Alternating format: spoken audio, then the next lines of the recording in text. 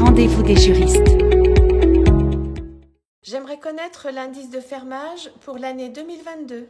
Donc l'indice national des fermages est composé à 60% sur le revenu brut des exploitations agricoles, le RBEA, et à 40% sur le PIB, à savoir le produit intérieur brut. L'indice national des fermages pour cette année est fixé à 110,26, soit une augmentation par rapport à l'année précédente de plus 3,55%.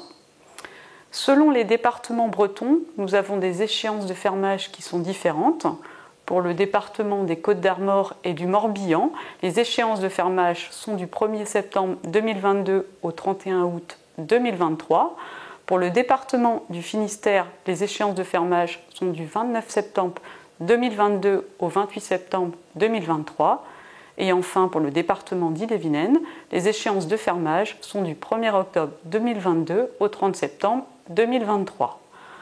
Comment peut-on calculer le fermage? On peut calculer le fermage si je prends par exemple un fermage qui est de l'ordre de 100 € en multipliant 100 € fois 3,55% ou en multipliant le fermage de 100 € par 110,26, l'indice de cette année, sur l'indice de l'année précédente.